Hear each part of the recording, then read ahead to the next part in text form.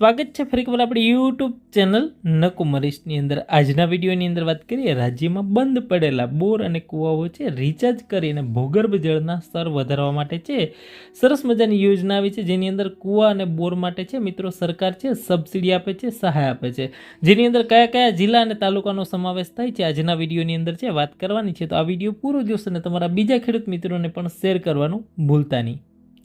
હવે વાત કરીએ આ યોજના અંતર્ગત સહાય છે કેટલી મળવાપાત્ર સહાયની વાત કરીએ મિત્રો, જે ખેડૂતોને છે કૂવો અને બોર માટે છે સરકાર સહાય કેટલી આપે છે તો કે ખેડૂતોને બોર અને કૂવો રિચાર્જ કરવા માટે જે થયેલ ખર્ચ હોય એના 90% અથવા તો ₹1,49,400 રૂપિયાની સહાય છે એ આપવામાં આવતી હોય છે, જે બેમાંથી ઓછું હોય એ તમને મળવાપાત્ર થશે મિત્રો। હવે લાભાર્થીની પાત્રતાની અંદર વાત કરીએ, ગુજરાત રાજ્યનો કોઈ પણ લાભાર્થી હોય, SC, ST, OBC, EWS કે જનરલ ખેડૂત હોય, આ તમામ યોજનાનો લાભ છે લઈ શકે। માટે છે ઓનલાઈન જ તમારે અરજી કરવાની છે ને અરજી કરવાની છેલ્લી તારીખ છે 3 માર્ચ 2026 છે, ફોર્મ ભરવાની છેલ્લી તારીખ છે મિત્રો।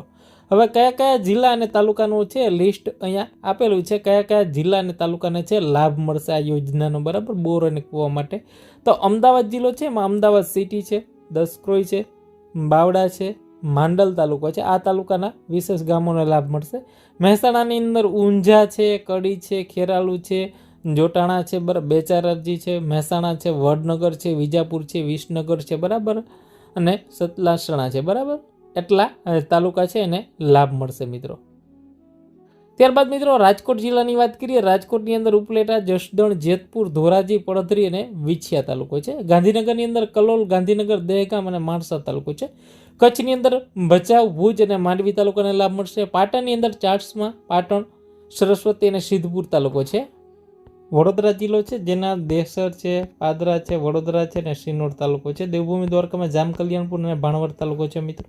સાબરકાંઠામાં પ્રાંતિજ હિંમતનગર તાલુકો છે। સુરતની અંદર વલસાણા છે, સુરત સિટી છે, અમરેલીમાં રાજુલા તાલુકો છે, બોટાદની અંદર ગઢડા, જામનગરમાં ધ્રોલ, મહીસાગરમાં વીરપુર, નર્મદાના નાંદોલ, સુરેન્દ્રનગરમાં જુડા તાલુકો છે। એટલા તાલુકા વિશેષ છે લાભ મળવાપાત્ર થશે। હજી પણ ઓનલાઈન છે, ફોર્મ શરૂ છે।